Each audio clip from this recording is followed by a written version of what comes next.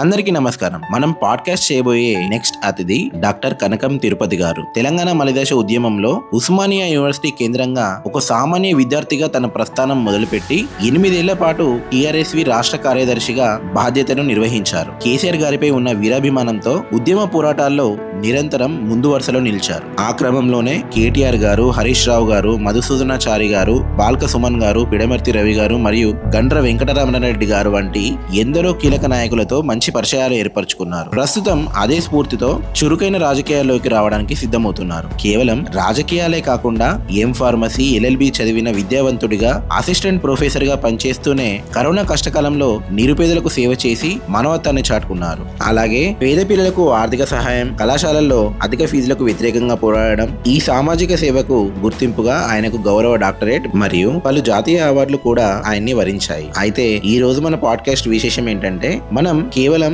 రాజకీయాల గురించి మాత్రమే మాట్లాడట్లేదు. ఈ పాడ్కాస్ట్ 2 భాగాల్లో ఉండబోతుంది. మొదటి భాగంలో తిరుపతి గారు తన చిన్ననాటి జ్ఞాపకాలను మనతో పంచుకోబోతున్నారు. ముఖ్యంగా 1990, 2000లో పల్లెటూరు వాతావరణం ఎలా ఉండేది, తన సొంత ఊరు జయశంకర్ భూపాల్పల్లి జిల్లాకు చెందిన చిట్యాలను ఆయన ఒక మినీ ఇండియాగా ఎందుకు పోల్చారు, అప్పటి తన స్కూల్, తన స్నేహితులు, పల్లెటూరు అందాల గురించి ఆయన చెబుతుంటే మనం ఆ రోజుల్లోకి వెళ్లిపోయిన అనుభూతి కలుగుతుంది. అంతేకాకుండా అప్పటి వస్తు మార్పిడి పద్ధతి, కుల వృత్తుల గొప్పతనం మరియు మన సాంప్రదాయ పంటల గురించి ఆయన ఎంతో చక్కగా వివరించారు. పల్లెటూరిని ప్రేమించే వారికి మాత్రమే కాకుండా మన మూలాల గురించి తెలుసుకోవాలనే ప్రతి ఒక్కరికి ఈ పాడ్కాస్ట్ తప్పకుండా నచ్చుతుంది. ఇక రెండో భాగంలో ఆయన చేసిన తెలంగాణ ఉద్యమ పోరాటం, రాజకీయ ప్రస్థానం, రాజకీయ భవిష్యత్తు గురించి కూడా చర్చించుకుందాం. ఈ పాడ్కాస్ట్ ని సంక్రాంతి కానుకగా జనవరి 15వ తారీఖు రిలీజ్ చేయబోతున్నాం. ఇది మిస్ కావద్దంటే తప్పకుండా మన ఛానల్ ని సబ్స్క్రైబ్ చేసుకోండి.